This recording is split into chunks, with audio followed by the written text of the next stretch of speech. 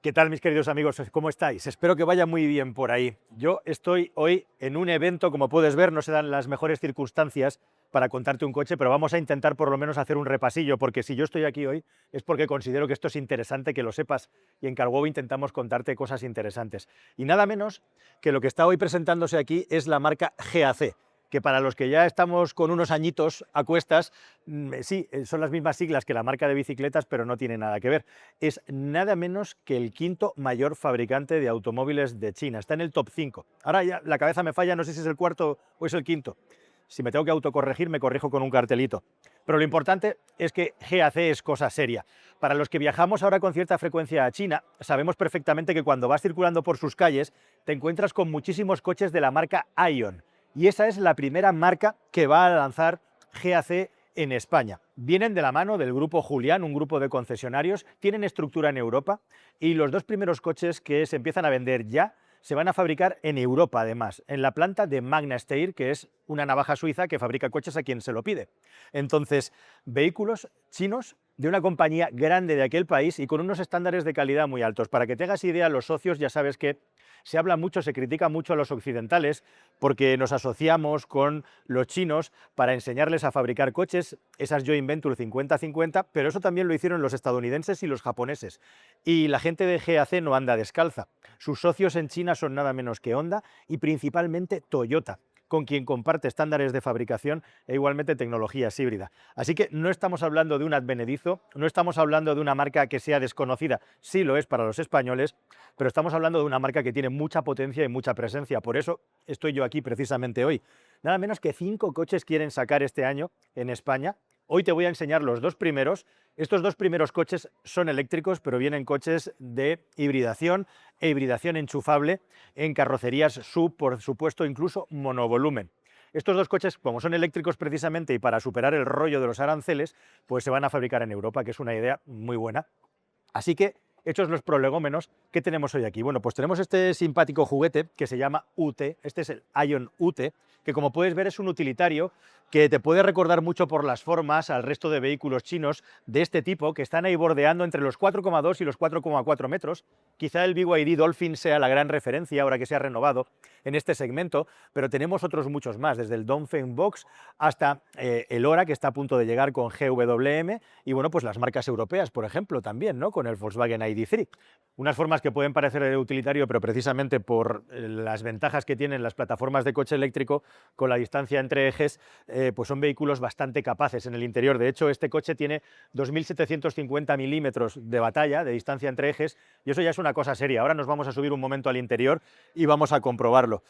Otra cosa importante, interesante, de todas las características e informaciones que nos han dado de estas marcas que pretenden llegar a unos 30 concesionarios, que parece que es como la cifra mágica para poder cubrir bien el territorio nacional en un año, en el primer año, ¿no? Tienen unas expectativas de venta muy grandes. Ahora vamos a repasar unos cartelitos con sus previsiones de ventas, que por cierto, nadie nunca da, pero aquí, como tenemos una empresa que está basada en Burgos, pues hacen las cosas diferentes y nos han dado una cifra de ventas e igualmente también nos han dado los PVPs de todos los coches que están por salir, incluidos los que todavía no están vendiendo. Bueno, respecto a este UT, respecto a la UT, 60 kilovatios hora de batería de capacidad. Hay una versión en China con menos batería, pero aquí no llega.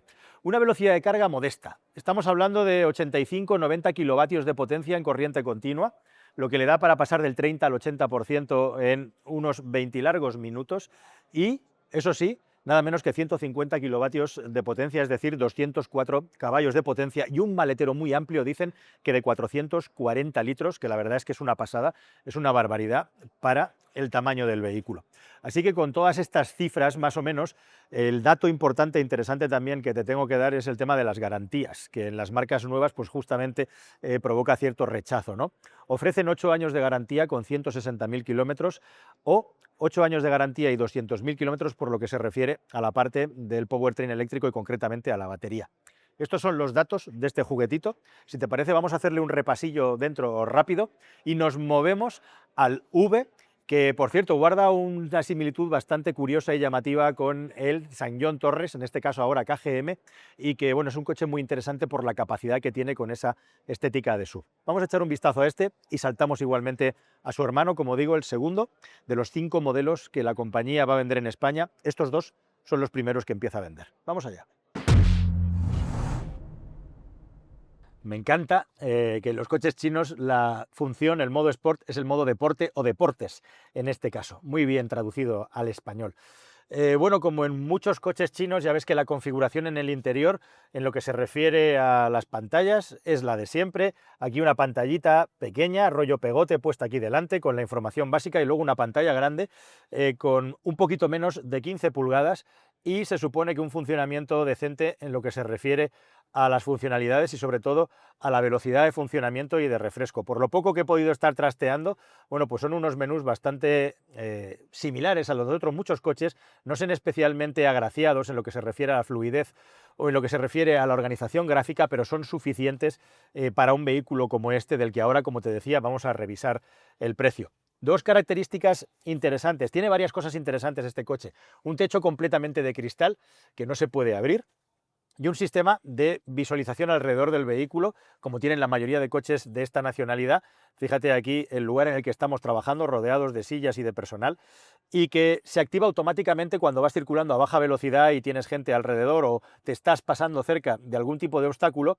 Se te va a activar para que puedas tener una buena visión, lo cual para un vehículo que está pensado para un ámbito urbano, pero también para viajar, es muy interesante. Por cierto, hablando de viajar, estamos hablando de aproximadamente entre 440 y 500 kilómetros de autonomía, esos 500 ciudad oficiales estamos hablando. No está mal para los 60 kilovatios hora de batería que tiene este juguete. Algunos detalles curiosos, como por ejemplo este colgador para dejar aquí un bolso, que sirve también para hacer de guantera. Como puedes ver, tenemos aquí una mini guantera donde podemos poner papeles, y cuando lo tenemos cerrado, pues aquí podemos colgar un objeto. Eso no elimina la posibilidad de que haya guantera en el coche, aunque es una guantera bastante escasa. Y por lo demás, a nivel de calidad de acabados y a nivel de materiales, plásticos duros, en su mayoría, con un aspecto que imita muy bien materiales más nobles, materiales que tienen cierto engomado. Aquí sí que lo hay, en este revestimiento, pero en general una calidad de terminación parece bastante decente para su precio, y me ha gustado por el diseño y por la forma que tienen los asientos, que no solamente son unos asientos amplios, como puedes ver, con una banqueta bastante ancha y con un respaldo bastante ancho, sino que además tienen una sujeción lateral seria. Esto no es un pegote que se ha puesto aquí con cualquier espuma. Estos asientos microperforados, además, que en esta versión tienen accionamiento eléctrico, pues tienen una pintaza tremenda para el tipo de coche que es, y superior a lo que yo veo en los estándares en la media de nuestro continente. Por cierto, al igual que muchos fabricantes, no se van a calentar mucho la cabeza. Una versión normal, estándar, una segunda versión con mucho más equipamiento, la Premium, que es la que estamos viendo ahora, y ya está. Por cierto, no te lo he dicho, pero tienen 3 marcas de coches. La gente de GAC han traído Ion y van a traer Hype-Tech. Hype se escribe con una P, H-I-P, Tech. En el futuro esos son coches mucho más caros y deportivos, y luego van a estar también como la marca GAC. Tienen una que se llama Trumpchi, sí, no te estoy vacilando, pero esa parece que de momento no va a venir a España. Como puedes ver, no hay botones, no hay mandos para la climatización, todo fiado a la pantalla. Tenemos las ruletitas muy parecidas a las que tienen los coches de Tesla o de Leapmotor, por ejemplo. Me voy a sentar atrás en mi posición de conducción habitual y vamos a ver cómo queda el espacio para las piernas y para los ocupantes, que promete ser grande. Bueno, pues este es el interior, zona trasera. La verdad es que estamos asistiendo a una nueva automoción, y el que no quiera un coche eléctrico o no lo pueda tener, pues se pierde algunas cosas. Y lo que se pierde, pues es eso, es un pedazo de espacio. En este caso, además, fíjate en el tamaño de los asientos traseros, que es algo en lo que cada vez me fijo más, para que te acompañe las piernas y la fatiga a lo largo de los kilómetros no se note. Evidentemente, no está hecho este coche o pensado para hacer viajes muy largos, pero sí que es interesante este tipo de banqueta, que parece un sofá, para que las piernas puedan reposar adecuadamente y puedan descansar. Ya ves que no me queda especialmente elevada la rodilla respecto a la cadera, y además estos pedazos de asientos que tenemos aquí, estos butacones, que son muy rollo chino, ¿no? En eso se parece muchísimo a los estadounidenses. Les gustan los asientos bien grandes, aunque ellos están mucho más delgados. Y bueno, pues esto es una pasada, ¿no? El espacio que tenemos aquí para las piernas. Cuando Volkswagen lanzó el ID.3, uno de los lemas era menos tamaño que un Golf y espacio para las piernas de un Volkswagen Passat. Fíjate lo que tenemos aquí en menos de 4,3 metros. Impresionante. Salida de aireación, por cierto, en las plazas traseras, que muchos coches de este tipo no tienen, y una salida USB convencional. Y luego tenemos este reposabrazos para llevar un par de botes, un par de botellas, y nada más. Bueno, oye, pues muy bien. Un detalle importante es que el techo de cristal no llega hasta la altura de los ocupantes traseros, es una lástima, porque se habrían ganado unos centímetros extra para las estaturas más grandes, teniendo en cuenta que tenemos un montón de espacio longitudinal para las piernas, pues en altura proporcionalmente tenemos menos debido a que el techo no llega hasta nuestra cabeza. Un techo, por cierto, que como puedes ver aquí, está fijo, pero sí que tiene una cortinilla que vamos a poder cerrar y plegar si nos está pegando el sol en demasía. Vamos a ver si soy capaz aquí, en tiempo real, que no lo estoy viendo, de poderla cerrar. Tiene que ser desde luego desde la pantalla porque ni siquiera hay un botón para poderla correr, pero ya te digo yo que sí, que tiene cortinilla, por cierto, cosa que muchos coches premium consideran que no es necesario y no la tienen. Se lo fían todo al tintado. Que haya una cortinilla es una muy buena cosa, por lo menos para el mercado español. Vamos a echar un vistacillo al maletero y nos vamos a por el V, nos vamos a ver el SUV. Bueno, pues el maletero tiene doble altura. Tenemos ahora mismo la tapa del suelo del maletero en la altura más baja. Formas regulares, un par de cajoncitos a los lados para dejar objetos y que no bailen. Y con vuestro permiso voy a levantar la tapa a ver si tenemos más hueco debajo y efectivamente la voy a quitar. Esto es interesante. Vamos a ver si soy capaz de meter por aquí el dedito y sacar esto. Así. Tenemos un hueco donde iría la rueda de repuesto. Evidentemente aquí nos han dejado la funda con los cables. No hay ningún kit antipinchazos que digo yo que habrá que poner en algún sitio, pero tenemos un segundo espacio debajo precisamente para dejar los cables y que no estorben. Así que bueno, pues un maletero yo creo que bastante práctico y bastante bien concebido, aunque como digo, aquí tendrá que entrar necesariamente algún tipo de kit antipinchazos que ahora mismo no tenemos a la vista, más allá de los triángulos y del cable. Claro, como esto es un coche internacional, pues lo traen con triángulos, que es una cosa que vemos por ahí. También puedes comprobar aquí cómo el coche bascula los asientos traseros en 2/3, 60-40. Y otro detalle importante de este vehículo precisamente es que el asiento del acompañante se puede plegar completamente, de tal manera que puedes dejar el coche con un solo asiento y la capacidad de carga se multiplica por encima de los 1.400 litros cuando tienes todo ese espacio disponible. Ion V, el otro eléctrico que acaba de salir al mercado, 75 kilovatios hora de batería. Como nos decían ellos, en España es muy importante el factor psicológico del que el coche homologue más de 500 kilómetros de autonomía. Eso es lo que hace este vehículo, 75 kilovatios hora y un motor igualmente de 150 kilovatios, traducido a caballos, 204 caballos. Es curioso porque tanto aquel pequeñín como este grande comparten el motor, comparten la potencia e igualmente tienen la misma distancia entre ejes, aunque este mide 4,6 metros y por lo tanto tiene que ser necesariamente más capaz en el interior, entre otras cosas porque su maletero es idéntico. No hay prácticamente diferencia entre uno y otro, así que la ganancia de espacio tiene que estar precisamente en el interior del vehículo. Ahora lo vamos a ver con un poquito más de detalle. Igualmente, los 8 años de garantía están aquí o 160.000 kilómetros y es un vehículo, como puedes ver, de carrocería de estética SUV. Ambos coches igualmente comparten ese techo de cristal que, por cierto, según el fabricante, está preparado para soportar hasta 7 toneladas de peso sin que se rompa y sin que se deforme. Ambos coches tienen ya 5 estrellas Euro NCAP. Este ya las tiene oficialmente, el otro está en proceso de recibirlas. Vamos a echarle un vistacillo aquí de manera un poco precaria, si te parece. Le vamos dando una vuelta al vehículo a ver qué cosas nos encontramos. En este caso tenemos llantas de 19 pulgadas. Victra Sport 5 es el modelo Maxxis. No tengo ni idea, la verdad, habrá que ver qué tal funciona y qué rinde esto. Bueno, mira, un fabricante chino que le ha dado un rollo un poquito más dinámico con esta parte inferior que está terminada en otro material, no como muchos subchinos. Otra cosa que le da personalidad al coche es el hecho de que lleva las barras de serie. Habrá que ver esto cuando vayamos a 120, 130 por carretera, cómo va a nivel de sonoridad, porque son unas barras muy voluminosas. Curioso e interesante. Los tiradores igualmente ocultos. Ya vemos que bueno, pues el espacio interior va a ser muy parecido al del anterior coche. Y bueno, los datos habrá que corroborarlos un poco, porque es un poco extraño el dato de maletero que nos han dado de este vehículo. Y me parece que la parte más conseguida de su diseño y con más personalidad, sin ningún género de dudas, es la trasera, ¿no? Con estos pilotos laterales que además hacen la vueltecita y se ven desde el lateral del vehículo. Ellos le llaman de ojos de dragón y que le dan toda la personalidad a este coche puramente eléctrico, como digo. Bueno, pues aquí tenemos el maletero igualmente, ya que nos hemos puesto. Es un maletero, efectivamente, bastante pequeño para lo que uno cabría tener en la cabeza para un coche de este tamaño, pero fíjate la cantidad de espacio. Igualmente tenemos doble altura, aquí lo puedes ver, por un lado la altura a la que estaba puesta la tapa, la altura inferior, e igualmente un enorme hueco aquí debajo para una teórica rueda de repuesto que en nuestro mercado no va a estar, no va a ser, y que bueno, que permite aliviar muchísimo y aumentar la capacidad de carga de este coche. Una de las fotografías que me han enseñado del vehículo, se hace completamente una cama en el interior, es decir, se pliegan todos los asientos. Me voy a enterar bien y si te parece en el siguiente plano nos metemos dentro del coche y corroboramos ese dato o no, que tengo mucha curiosidad. Bueno, más equipamiento, más calidad de materiales y algo más de diseño, aunque la instrumentación y la pantalla son las mismas. Hay algunos cambios en las grafías, en el diseño de los menús y sí que, bueno, pues en aquel caso, en aquel coche, estaba puesto en modo nocturno, aquí está puesto en modo diurno.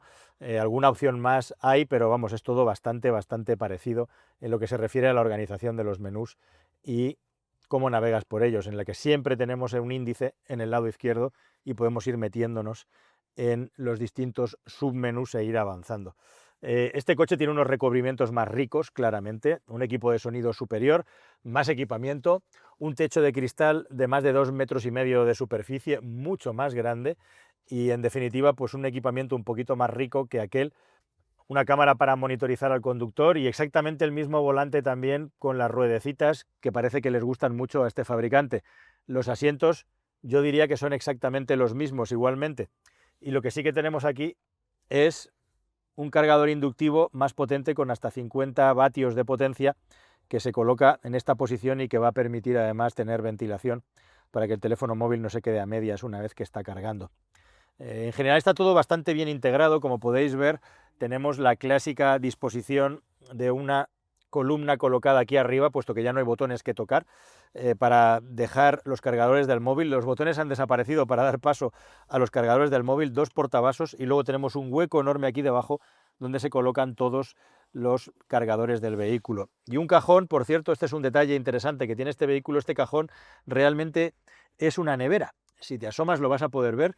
Es una nevera que nos han dicho que tiene también la posibilidad de rebajar enormemente la temperatura. Fíjate que está recubierto con el material aislante típico de las neveras.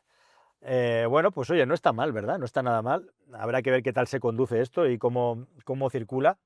La calidad aparente que tienen los coches es buena y el tacto que tienen cuando abres, cierras puerta, cuando toqueteas un poco por filos o buscas cableados, pues en general son coches que están bastante bien aparentemente terminados. Me está diciendo de emparejar un teléfono. El coche es muy listo y si te parece vamos a pasar a las plazas posteriores porque todavía hay algún detalle más, alguna curiosidad más que te quiero contar. Vamos atrás. Bueno, pues igualmente son coches desde luego que cuidan mucho a los ocupantes por la parte de los asientos. Fíjate, por cierto, el detallito, este vehículo está retroiluminado como parte de la decoración y también los tiradores de las puertas tienen su propia luz ambiental, como puedes ver. Son unos tiradores que están muy bien concebidos.